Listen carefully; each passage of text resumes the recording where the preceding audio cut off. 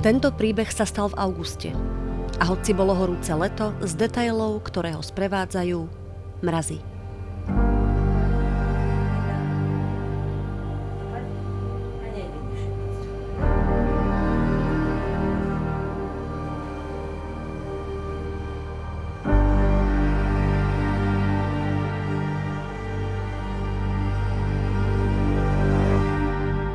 V blízkosti asi 10-15 metrov od cesty sa nachádzalo v zemiakovom poli malé medvieďa, ktoré bolo dosť v takom zuboženom stave.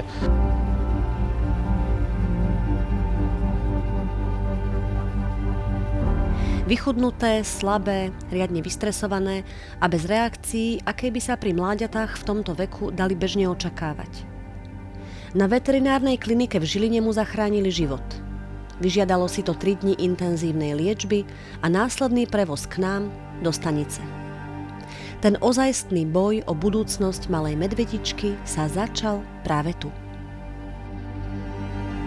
Chlpatá hlavička, ktorá sa pozerá na teba, a keď vyšla z tej prepravky, tak sme zistili, že niečo nie je v poriadku. Chodila na kolienkach, žiadna svalová hmota na stienkach, na rytke, hneď do rohu sadnúť a tam.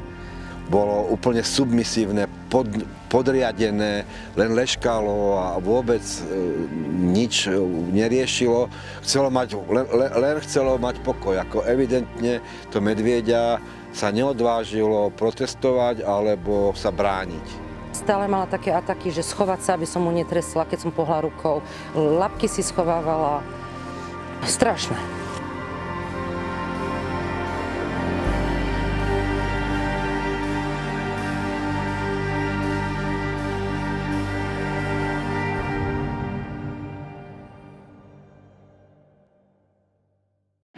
Slovo šokujúce bolo v tomto prípade prislabé. Ďalšie vyšetrenia ukázali už hnisajúce, zadreté triesky v ďasnách medzi zúbkami a rozsiahly zápal. A minimálne prekvapivý bol aj prasací zápach, ktorý sa okolo medvieďaťa výrazne šíril. O tom, čo toto malé chlpaté stvorenie prežilo, sa nám vynárali tie najhoršie predstavy. To medvieďa niekto musel mať v zajatí, jednoznačne. A okrem toho, že ho mal v zajatí, ho ešte zrejme aj nejakým spôsobom týral a bil, pretože labky, ktoré medveďovi slúžia na obranu, si schovávalo pod seba, aby nedostalo po labkách. Prvé 2 dni strávila Linda na jednom mieste, tam, kde sme ju vyložili a ani sa nepohla. A hoci potrava bola meter od nej, z misky neubúdalo. Bolo to až do plaču, lebo ty si išla krmiť medvieďa a ono sa stúlilo a schovalo si labky pod seba, aby si ho nezbila po nich.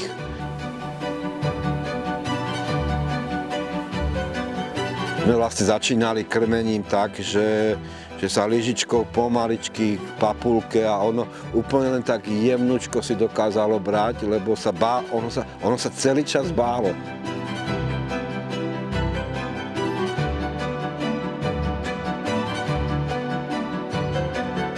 Kto by si pomyslel, že už v tomto momente sa všetko na dobre obrátilo, mýlil by sa. Ku všetkým ranám na tele aj na duši sa pridružil zápal pľúc. Znamenalo to ďalšie antibiotiká, ďalšia liečba pomocou špeciálnej výhrevnej lampy, dlhý a nerovný boj s hlienmi a ťažkým dýchaním a ďalšie bezsenné noci. Ja som sa s ňou normálne lúčil, že už ju ráno neuvidím. Fakt sme mysleli, že tu do rána neprežije.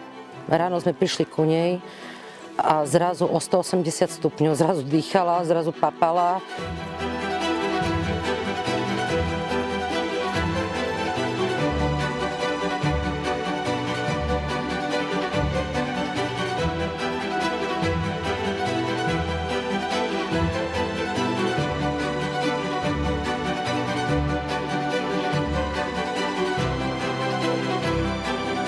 A tak sa Lindin život konečne začal preklápať do lepšieho.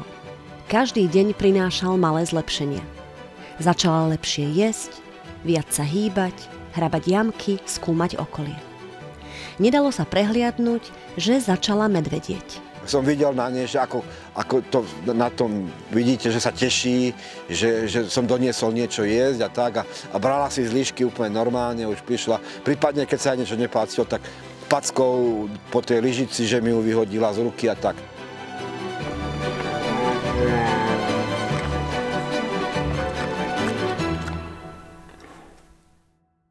Prvýkrát som mu videl liezť na taký strom, čo sme jej tam dali, alebo teda kmeň, na ktorý si vyliezla a už bolo na nej vidno, aká je hrdá, že je hore na vrchu a rozhliadala sa po okolí. Po 4 mesiacoch našej opatere, kde sme sa snažili presvedčiť ju o láske človeka k zvieraťu, prišiel čas na odchod. Do nového domova, do zoologickej záhrady v Košiciach. Zo skúseností si dovolíme tvrdiť, že išla do malého medvedieho raja. Pešanda moja. Joj, koľko si nás, urievala si nás. Chvíľočku si ju tu necháme vo vnútri, aby sa adaptovala so svojím prostredím. Potom ju postupne vypustíme do škôlky, kde tiež vlastne spozná svoje prostredie, spozná ohradník. Pripravili sme pre ňu stromy na lezenie a postupne ju budeme spájať s Hugom, s Alicou aj s Myškom. Tak snad sa všetko podarí a bude to super.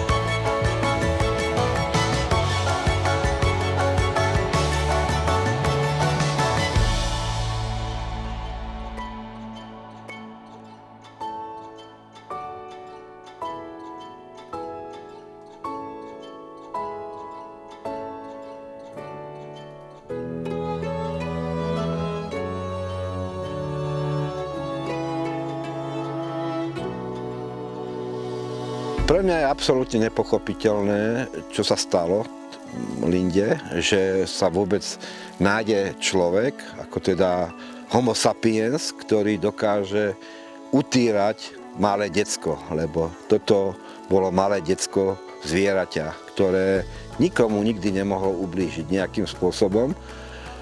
A je to asi najhoršia vlastnosť, ktorú človek má, ktorú zvieratá nemajú, je krutosť.